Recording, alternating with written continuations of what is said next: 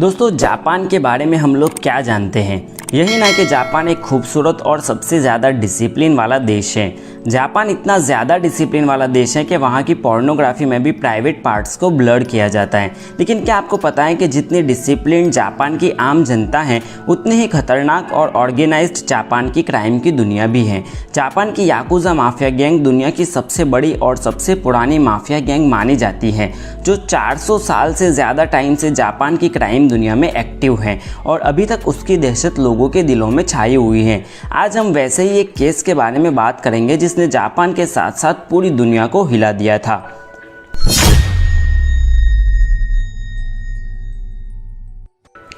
25 नवंबर सन 1988 की रात 8:30 बजे जुनको फुरुता अपने पार्ट टाइम जॉब से घर लौट रही थी। उस वक्त जुनको की उम्र 17 साल थी और हाई स्कूल में पढ़ाई कर रही थी। जुनको अपनी क्लास में पढ़ाई में सबसे तेज़ और खूबसूरत भी थी और इसी वजह से कॉलेज में हर कोई बंदा जुनको से अटेंशन पाने की फिराक में रहता था। उसी में से एक था हिरोशी मियानो। मियानो अपनी क्लास का डॉन था, जो सबसे अपने याकुजा कनेक्शन का रौब दिखाकर गुंडाई करता रहता था। मियानो ने जुनको पर बहुत ट्राई किया, लेकिन जुनको ने उसे घास तक नहीं डाली। उसकी वजह से वो जुनको से पहले से ही खफा था।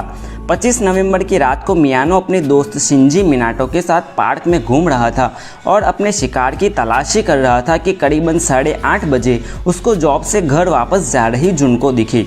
मियानो को जुनको से बदला लेने का अच्छा मौका मिल गया। मियानो के कहने पर मिनाटो ने जुनको को लात मारकर साइकिल से गिरा दी और भाग गया, जिसके बाद मियानो हमदर्दी का नाटक करते हुए जुनको के पास आया। मियानो ने ऐसा नाटक किया जैसे कि वो वहाँ से गुजर रहा था और जुनको को गिरा हुआ देखा।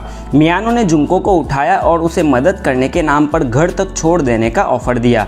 बदकिस्मती से जुनको ने मियानो की ऑफ़र कबूल कर ली, लेकिन इसके बाद जुनको कभी अपने घर नहीं पहुंची।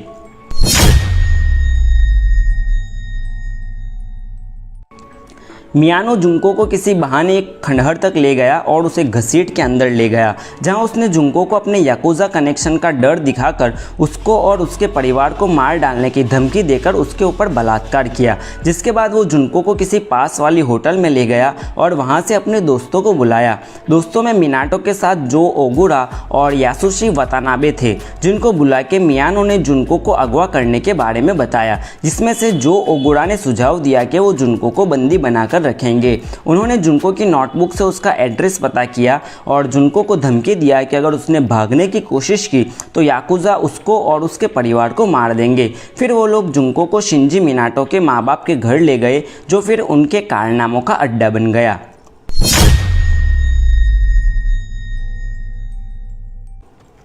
जुनको के गायब होने के 2 दिन बाद जुनको के पेरेंट्स ने पुलिस में रिपोर्ट फाइल की और पुलिस उसे ढूंढने में लग गई, जिसके बारे में पता चलने के बाद उन लोगों ने जुनको को ज़बरदस्ती अपने माँ बाप से फ़ोन पे बात करवाई, जिसमें उसने बताया कि वो अपनी मर्ज़ी से शहर छोड़कर दोस्तों के साथ भागी हैं और वो जहाँ कहीं भी हैं वहाँ सेफ़ हैं और उसे ढूंढने की कोशिश ना करे।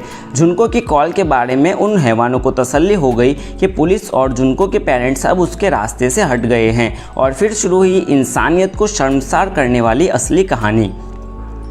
जुनको को किडनैप करने से लेकर उसकी मौत के बीच 44 दिन थे और इस 44 दिनों में उस हैवानों ने उसके साथ जो सुलूक किया उसके बारे में जानकर आपका इंसानियत से भरोसा उठ जाएगा। अगर आप कच्चे दिल के हैं तो प्लीज़ इस वीडियो को इससे आगे मत देखना।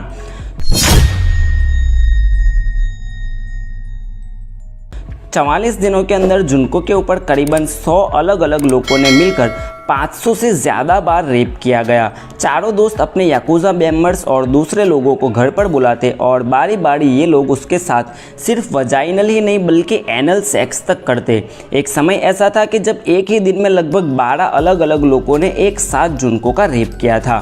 जुनको को खाना भी न के बराबर दिया जाता था। खाने में उसे ज़बरदस्ती जिंदा कॉकरोच और पीने के लिए उसे खुद का यूरिन दिया जाता था। उसके रेक्टम यानी गुदादार में पटाखे रखे जाते थे और फिर उसमें आग लगाई जाती थी, जिसकी वजह से उसके आंत में काफ़ी सीरियस बर्न्स हो गए थे। उसकी बाईं ब्रेस्ट निपल को प्लायर्स से उखाड़ लिया था। उसको ज़मीन पे लिटा के उसके हाथ पैर बांध के उसके पेट के ऊपर डंबल्स गिराए जाते, जिसके उसकी बॉवेल मूवमेंट यानी आंत की जो मूवमेंट हो वो पूरी तरह से रुक गई थी। उसको हाथ से छत पर टांगा जाता और फिर पंचिंग बैग की तरह उसका इस्तेमाल करते। दिन में कई घंटों तक उसे फ्रीज के अंदर रखा जाता। दिसंबर की ठंडी में उसको नंगे बदन बाहर खड़ा रखा जाता था। उसके बदन के कई हिस्से जैसे आँख, वजाइना और क्लिटोरिस को एश-ट्रे की तरह इस्तेमाल किया जाता।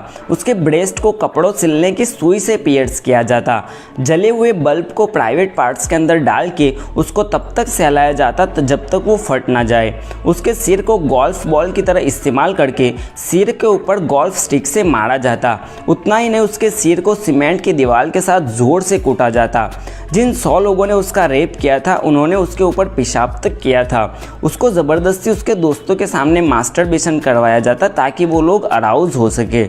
करीबन 1 महीने के टॉर्चर के बाद जुंको की हालत इस तरह बदतर हो गई थी कि वो अपने पैरों पर खड़ी भी नहीं हो सकती थी और ना ही यूरिन पास कर सकती थी, क्योंकि उसके प्राइवेट पार्ट्स इतनी बुरी तरह से या तो जल गए थे या तो काटे गए थे। जुनको को बाथरूम के जाने के लिए भी रेंगना पड़ता था। उसके कान के पर्दे फट गए थे और दिमाग की साइज़ भी कम हो चुकी थी, यानी सिकुड़ गई थी। इस 44 दिनों के टॉर्चर के दौरान जुंको ने कई बार उन हैवानों को उसे हमेशा के लिए मार डालने के लिए भीख मांगी, लेकिन उन्होंने उसकी एक तक नहीं सुनी। 4 जनवरी की सुबह उन्होंने जिनको को एक गेम खेलने के लिए बोला जिसका नाम था महजोंग सॉलिटेयर।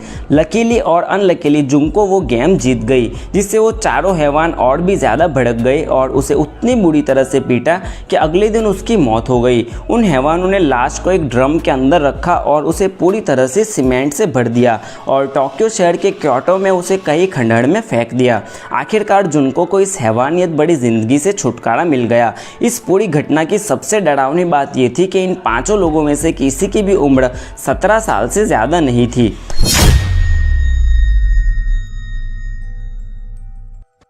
कर्मा इंसान का पीछा कभी नहीं छोड़ता। जुनको के कातिलों का पकड़ा जाना भी एक इंटरेस्टिंग कहानी है जिसे हम अगले वीडियो में देखेंगे। तब तक आप इस वीडियो को लाइक और शेयर कर सकते हो और हमारे चैनल को सब्सक्राइब कर